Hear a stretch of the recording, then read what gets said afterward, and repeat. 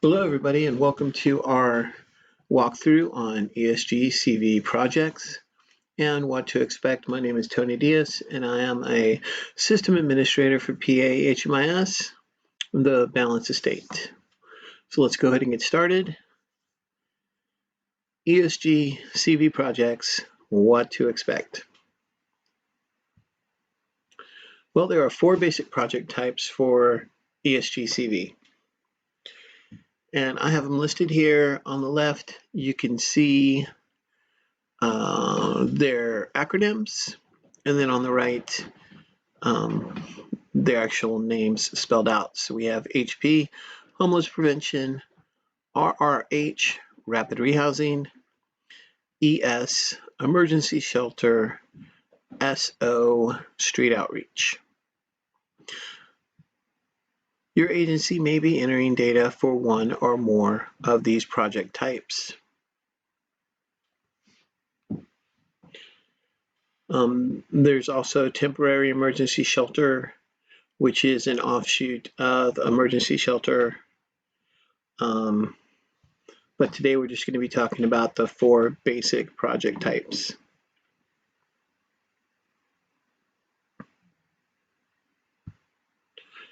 So let's look at rapid rehousing and homeless prevention. So for these two, you will see new projects set up in HMIS. And they are actually in there now. They're all currently set up. And so you should be able to access them right away. So I have some examples here. On the left side is the regular ESG funding project. And then on the right side is the CARES funding project.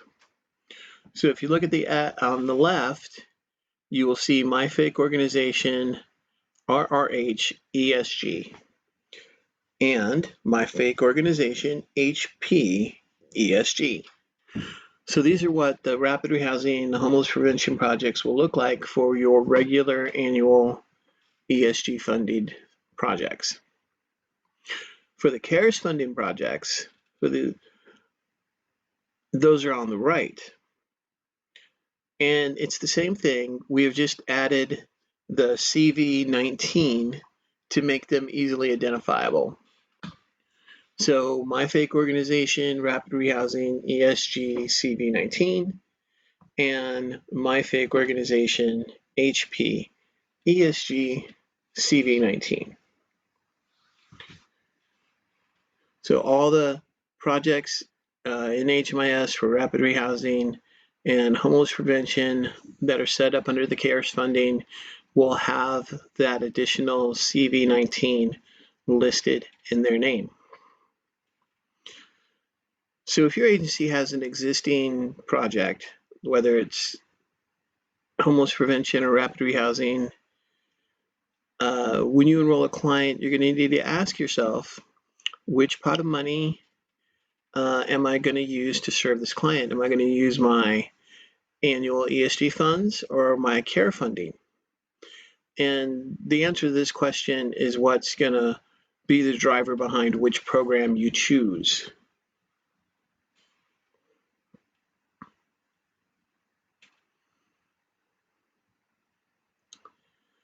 So moving on to emergency shelters. Now, ESG-CV emergency shelters do not require a new project in HMIS. HUD has been very clear about this. They just want us to update the funding stream, which means that we just go into your existing emergency shelter project and add the grant in there. And that's our guidance from HUD. They want it's okay to just put everything together. So that's what we're doing. So if you already have a project in HMIS for emergency shelter, you will not see a new project. You will just continue to use your same emergency shelter project. If this is your first time for emergency shelter funding, it's the first time you've been funded and there's no existing project in HMIS, then an emergency shelter project will be set up for you.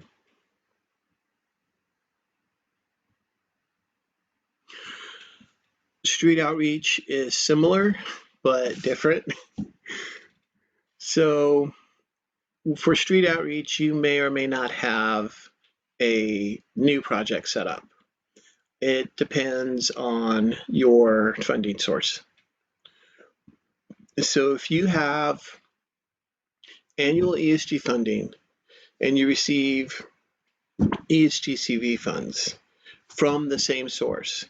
So if you went to DCED as a collaborative applicant and got your annual ESG, then you came back and reapplied with DCED again as the collaborative applicant and got your ESG-CV funding, then you will only have the one project in HMIS.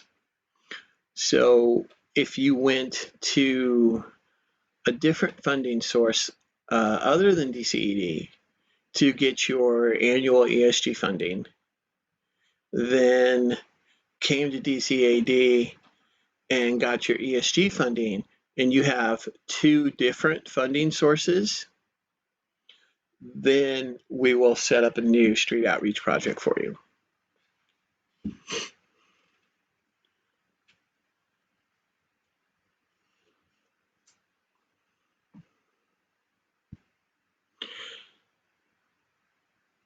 So what about a new project type?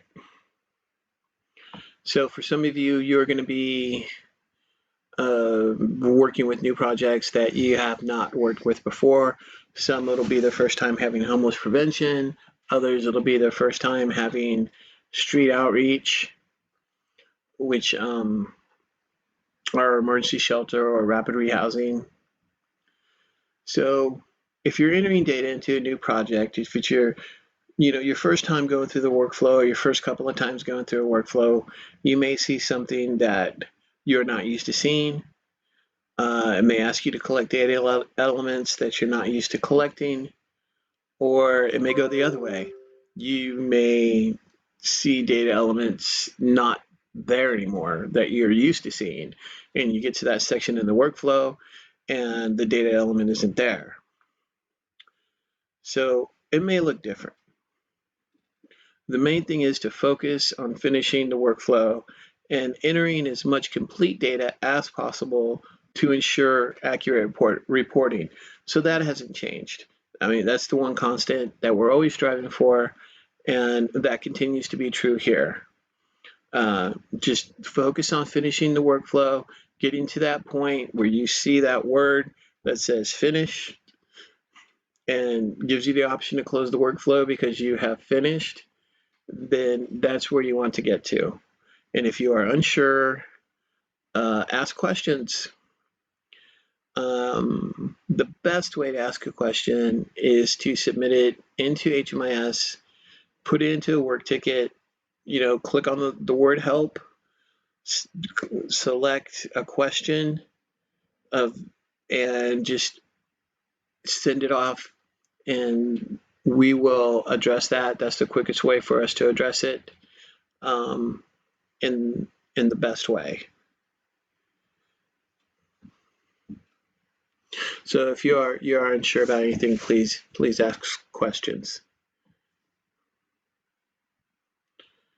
Okay, so thanks for watching. So this is going to be the end of our presentation for today. So to recap, RRH and HP, you will see a new project set up for your CARES funding.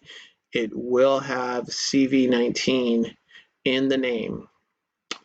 Emergency shelters, if this is your first time getting funding, we will set one up for you.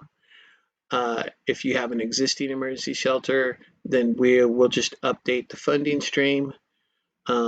We are not going to change the name on the emergency shelters or the street outreach projects. So they will continue to be the same projects that you have always used.